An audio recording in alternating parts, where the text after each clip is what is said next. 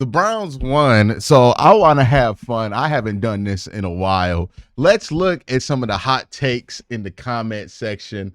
It's been a minute since I've done a video reacting to my own comment section, so let's jump into it, man. First hot take of the day we have from Mandel Harvey, who says Sanders' game in college reminds me of Jameis Winston whenever he played Louisville and took a hit from the extra rusher every play. That was uncommon leadership. Shades of Warren Moon. See, I find Shedeur Sanders to be such a interesting prospect because I think so much of the discourse about him negatively is wrong, but I think so much of the discourse around him positively also misses the mark. Like, I don't tend to agree with any of the consensus opinions about this draft class or about Shedeur Sanders. When I watch Shedeur, I do not see somebody who like has talent that will remind you of like the Sanders family name, but I do see somebody who has a lot of intangibles. And that's what makes Shedeur special to me. It's that kind of leadership stuff, right? He has been in charge for a long time in his career playing football. It shows. He seems to have this confidence that I don't know how that translates to the NFL because, you know, some players are going to look at that confidence and go, okay, yeah, we love that the young player is confident like this. But some players are going to look at the confidence and be like, hey, who the hell does he think he is? So I don't know how his leadership style is going to translate to going to like a veteran NFL locker room. What I can say about Shedeur is he's intriguing. He's intriguing. Like, I don't think you should write him off as an NFL prospect. I just find myself in such a weird place with him as a NFL prospect because I don't agree with people who are overwhelmingly positive on Shedeur Sanders. And I also don't agree with the folks that are negative on him, right? Because sometimes with Shedeur, people will kind of put things on him that I don't think are fair to put on him, right? People will say that he is like, he wants to be a celebrity or he wants to act like a brat or something like that, or he's a diva or things. And I'm like, that's not who Shedeur is. Like Shedeur, yeah, he likes to wear his watches, he likes his jewelry, but he's all business all the time. Like so much so, if you ever listen to this podcast, he's so boring on that podcast because his whole personality is football, right? Like I don't question this dude's love of the game. So I think a lot of the criticism about like that people put on him because his last name is Sanders, I think misses the mark. He's a coach's kid, right? Like I think if you look at Shedeur like that, you'll be a little bit more accurate. Yeah, he's Deion's son, and that comes with everything of being Deion's son, all the flamboyance and flash of that, and he does kind of try to live up to that. But really, what he is a coach's kid. And that's what he acts like, is a coach's kid. And I think if you look at Shedeur like that, you get a better, a more accurate kind of take on him. And I don't think that comparing him to Jameis Winston is crazy. It's just that he didn't have that freshman year that Jameis had. And also Shedeur hasn't turned the ball over at the rate that Jameis Winston did. So let's look at this one.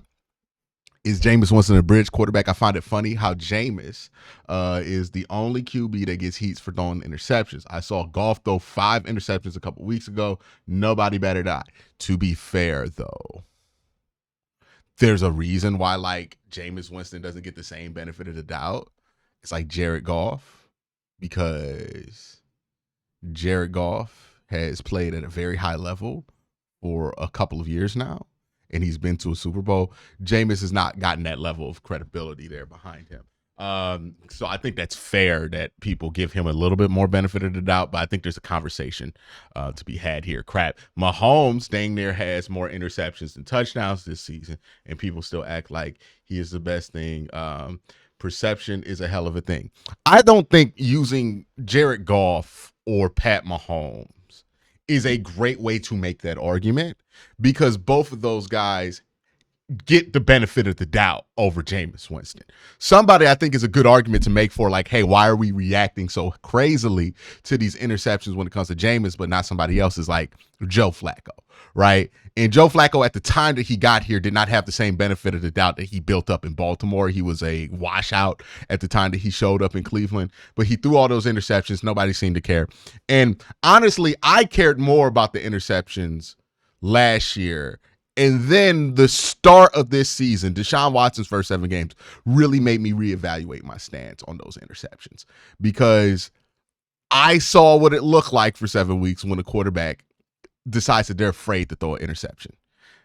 I would rather have the quarterback throw a couple of interceptions. I don't think it's that bad. I think interceptions can kill you if they happen in the red zone or if they happen on your own territory. But if you're like the interception Jameis threw in this game, got the ball on the 20, it was basically a punt. The Browns got the ball right back. That's not a costly interception. So I think we do need to do a better job of having conversations about what interceptions are actually costly and what interceptions aren't, instead of just blanket saying every interception is a horrible detriment to your team's success, when, you know, it depends. It really does depend on where those interceptions happen. Like if Jameis is throwing 90% of his interceptions downfield on deep balls, I'm not tripping on that, because those aren't the interceptions that are going to cost you as long as your defense is decent. But if he's throwing a lot of interceptions on short intermediate passes or short and behind the line of scrimmage passes, then those are going to be killers. Those turn into pick sixes. Those turn into touchdowns on the other side. So yeah, I agree with you, but I also think that we need to have a better conversation about interceptions in general when it comes to quarterbacks who aren't Hall of Fame or in the top 10 in the NFL like Jared Goff and Pat Mahomes are. I'm not saying Jared Goff's Hall of Fame. I'm saying Pat Mahomes is, by the way, just to be clear on that one. But yeah, thank you for the comment there. Next one comes from CR, who says, TJ Watt never said it should have been me. You can never find a video or, okay, I was clearly paraphrasing. I said it should have been me ass post, right? That's called paraphrasing. You know what TJ Watt said. Don't do this disingenuous bullshit just because you a Steeler fan. Act like TJ Watt did not send that tweet out of pure salt. Stop it. Stop it. Further, TJ outperformed Garrett in every category but one, and they still give it to Garrett. Well, I mean, they explained that. Micah Parsons explained it, and he came in 3rd place. You can keep bringing up that TJ Watt has more accounting stats, but when Myles Garrett is double teamed twice as much and he's still competitive with the stats, I mean, what's actually more impressive, the guy who overcomes twice as much to get to the same level of performance, or the guy who doesn't get double teamed twice as much? Like, you got to factor that in. You can't ignore it. How can it be justified? I just justified it right there. Myles earned his Defensive Player of the Year award. Stop trying to act like Myles didn't earn it. Stop giving me the sour grapes because your favorite player didn't win it. Like, nobody bitches and whines and cries more than TJ Watt fans specifically. Like, nobody, and this is why TJ Watt is such a crybaby, by the way, and he is the biggest crybaby of all the star players in the NFL. He cries all the time when things don't go his way. He's a big complainer. He's a big crybaby, whine baby, all that stuff. And his fans are just like him, right? Because anytime TJ Watt doesn't get something, it's not, hey, man, I guess they gave it to TJ. I guess they gave it to Myles Garrett because Myles had the better year. He had the double team rate. Got to hand it off. Still think my guy's better, but it is what it is. That's how Browns fans were handling this whole thing when Myles got snubbed for a couple of years. But boy, oh boy, the entitlement of TJ Watt fans to that Defensive Player of the Year award, it just makes you guys and him the most unlikable people in all of football. Just stop complaining. Stop embarrassing yourself. The next time you find yourself running to write a paragraph because your baby boy TJ Watt didn't get the goddamn award that you thought he should have got, stop. It's pathetic. It's sad. It's loser behavior. You look and sound just like your crybaby savior TJ Watt. He lost the award. He didn't get Defensive Player of the Year. Micah Parsons, who finished in 3rd, said that was the right decision. Everybody who looks at football and looks at the film said that was the right decision. Stop bitching and moaning about Myles winning that award. He won it fair and square. You just deal with it, right? Crying, just the biggest crybabies on earth TJ Watt fans are. Not all Steeler fans, even though some Steeler fans do have this. I've seen it in my comment section last week. But The TJ Watt stands in particular, the biggest crybabies on the internet. Like, just literally, whenever they start talking, it's just always grievances and crying about something. Like, come on, grow a set. Is Jameis Winston the bridge QB the Browns need? Phil's Trouble says, I really feel like he's been the QB we need all year. We'd be at least 7-4. I think we'd be at least 500. I think we'd be at least 500 if Jameis started the whole year. 7-4, I gotta, it's too much to say 7-4. But 500, yeah, I think we'd be smooth 500. Jason in Tampa says, what if I told you the ceiling for Jameis is Josh Allen? Hold on, what? A big frame that can move in the pocket, aggressive, that can play well. That's a realistic comp, not Geno Smith. I mean, so if he plays well down the stretch, do you really think other teams won't throw the back? Okay, guys. We know he's not Josh Allen, though. That's the thing. NFL teams know that Jameis Winston is not Josh Allen. Like, I know people think that Jameis is going to get like this $200 million offer and the Browns aren't going to be able to keep him if he keeps playing well. But the fact is that Jameis Winston is 30 years old. Jameis Winston has been in the league a long time and has played a lot of football. One, he's not Josh Allen. So you don't have to worry about teams trying to pay him like Josh Allen. There's no universe where Jameis Winston becomes Josh. And again, I'm saying this as the dude who brought Jameis Winston to your attention. Like, I know what Jameis Winston is and what he's not. People were down on him saying you can't replicate the Flacco success with him. I thought that was going to be something within Jameis Winston's ability as a player. So we can't get carried away. He's not, Joe. He's not going to be Josh Allen. He's older than Josh Allen. If he were Josh Allen, he would have became Josh Allen by now. So that's not going to happen for him, right? And even Geno Smith would be hard to happen for him because he's never been as consistent as Geno Smith has demonstrated himself to be down this stretch. So it would be him doing something different. Does that mean Jameis gonna get the bag? The truth is what? Joe Flacco did all that last year and he got $4 million in free agency. Almost 5 with incentives, but he got $5 million in free agency. Teams knew that Jameis Winston was capable of doing what Jameis Winston is doing right now. This is not abnormal what Jameis Winston is doing. This is well within normal Jameis Winston play, good and bad.